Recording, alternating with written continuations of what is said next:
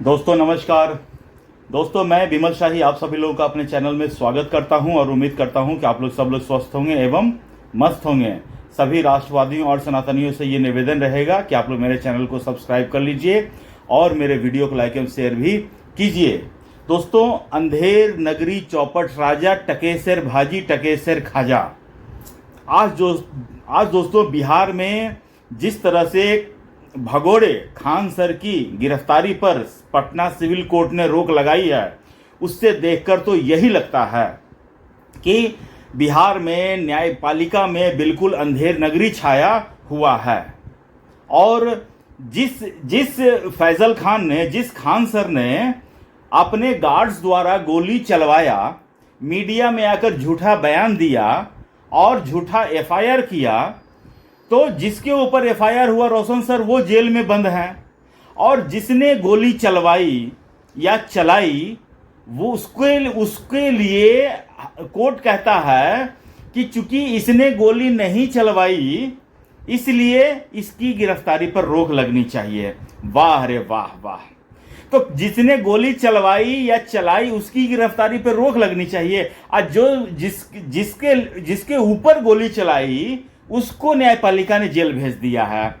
कितनी अजीब विडंबना है दोस्तों न्यायपालिका की। कभी आप समझ सकते हैं। मुझे तो आज रोशन सर के ऊपर अफसोस आ रहा है कि रोशन सर, आपने सिर्फ बच्चों को पढ़ाना सीखा।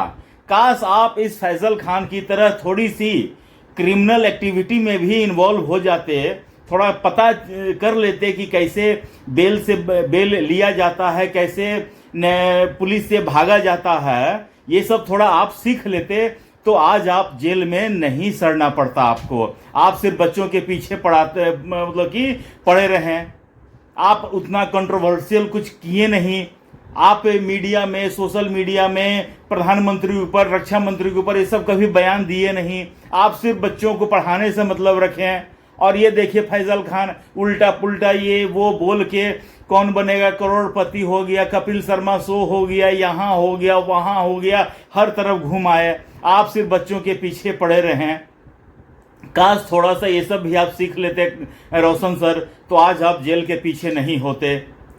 इस क्रिमिनल अपराधी प्रवृत्ति का आदमी फैजल खान, सोचिए, ये बच्चों को पढ़ाता था कि अगर आपके ऊपर कोई एफआईआर हो जाए तो आप कैसे बच सकते हैं, कैसे भाग सकते हैं, कैसे बेल ले सकते हैं। ये सब चीज़ का पूरा तैयारी करके वो आया है।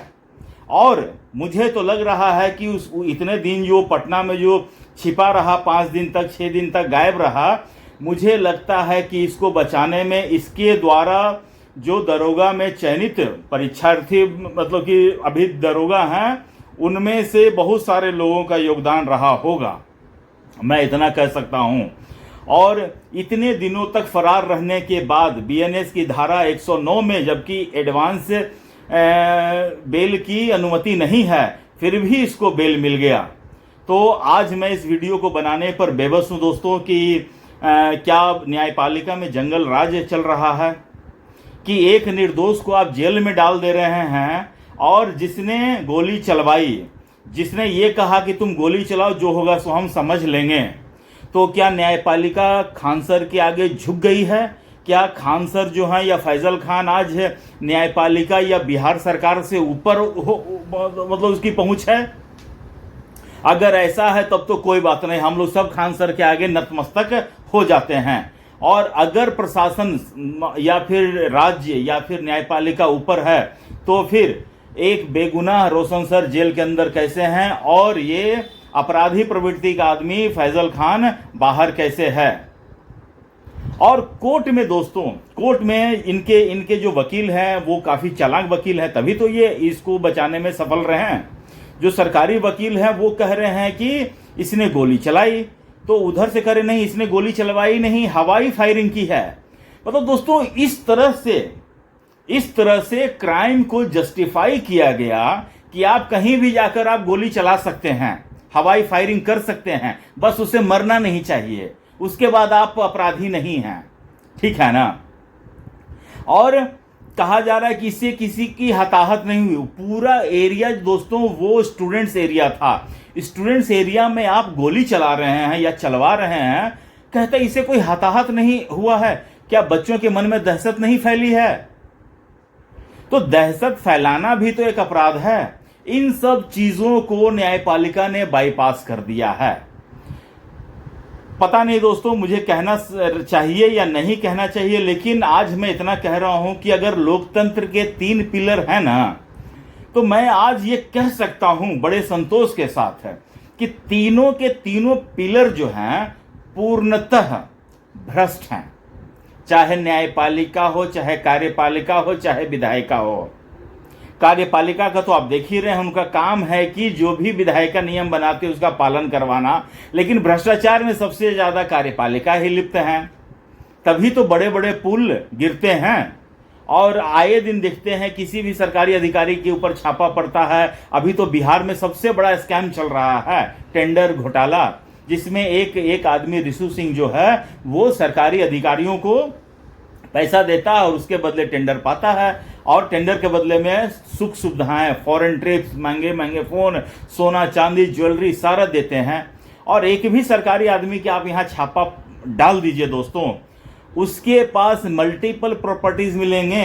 1-2 प्रॉपर्टी से तो हम लोग जैसे आदमी जीवन भर कमा के सिर्फ 1 2 BHK का फ्लैट खरीद सकते हैं, लेकिन सरकारी आदमी जो है अपने कैरियर के मात्र 5-6 साल में ही मकान, दुकान, जमीन, ज्वेलरी, कैश अथाह संपत्ति के मालिक बन जाते हैं। तो कार्यपालिका तो है ही, विधायिका जो नेतागण हैं वो तो भ्रष्ट हैं ही, क्योंकि ये लोग जो अफसर लोग जो पैसा कमाते हैं वो ऊपर तक जाता है।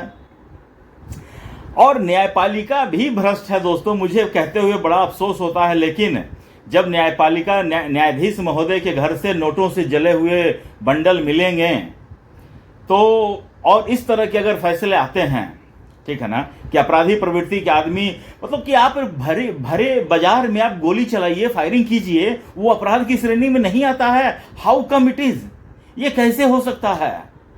लेकिन दोस्तों ये हो रहा है। बहुत अफसोस के साथ कहना पड़ रहा है मुझे, रोशन सर के लिए बहुत आज तरस आ रहा है कि रोशन सर ने सिर्फ अपने बच्चों के प्रति समर्पण का भाव रखा, इधर उधर कभी नहीं। मैं तो पहली बार रोशन सर का नाम भी सुन रहा हूं, ज्ञान बिंदु का नाम भी सुन रहा हूं। इस लफंगे फैजल खान का नाम तो बहुत बार मैं सुन चुका था। और खान सर जिस तरह से अपने आप को प्रेजेंट किया है आज के डेट में, मुझे लग रहा है कि सबसे बड़ा कोचिंग माफिया वो बन चुके हैं। और इतने बड़े कोचिंग माफिया चलाने के बाद जो है खान सर अब अपने विरोधियों को खत्म करने के कगार पर लेके जा रहे हैं, उन्हें जेल पहुंचा रहे हैं, उनके ऊपर आरोप लगा रहे हैं, मीडिया में आके कह रहे हैं, झूठ बोल रहे हैं, शिक्षक होकर झूठ बोल रहे हैं। तो मुझे नहीं लगता है कि ये कहीं से भी ये टीचर हो सकते हैं। और आज के बाद से तो मुझे लगता नहीं है कि ये फैजल खान अब जो पढ़ाने आएंगे, सोचिए कितने रुआब के साथ पढ़ाएंगे, किसी के ऊपर भी उंगली उठा सकते हैं। ये मीडिया वर्ग के ऊपर तो उंगली उठाते ही हैं, खुलेआम गोदी मीडिया कह देते हैं, खुलेआम मीडिया को तू तड़ाक करते हैं, गाली गलौज करते हैं। मतलब कि आने वाले समय में मुझे लगता है कि खान सर जो है एक भगवान बन जाएंगे, इस तरह से अपराधी प्रवृत्ति, अपराधी कृत्यों के करने के बावजूद। और इसके लिए मुझे लगता है कि न्यायपालिका ही जिम्मेदार है, और न्यायपालिका को तो अपने में बहुत सुधार लाना पड़ेगा। न्यायपालिका में सुधार के लिए तो 1000 किताबें लिखी जा सकती हैं, लेकिन न्यायपालिका जो है सुधरने का नाम नहीं ले रही है। मैं क्या करूं दोस्तों आप ही मुझे कमेंट करके बताइए कि आप क्या सोचते हैं इस बारे में। रोशन सर जेल में, खान सर बेल पर बाहर। बेल पर भी गिरफ्तारी पर रोक लग गया है। सोचिए, जो आदमी गिरफ्तारी के डर से भागा फिर रहा है 5 दिन से, उसके ऊपर कोर्ट ने कह दिया कि भैया इसको गिरफ्तार मत करना अब। और रोशन सर 5 दिन से जेल में सड़ रहे हैं, उनकी तबीयत बिगड़ रही है। तो बताइए दोस्तों, आपको क्या लगता है कि खान सर सही है, रोशन सर सही है, या फिर न्यायपालिका सही है? बताइए मुझे कमेंट करके। और आप लोग अपना ख्याल रखिए, स्वस्थ रहिए, मस्त रहिए। तब तक ले नमस्कार, बाय।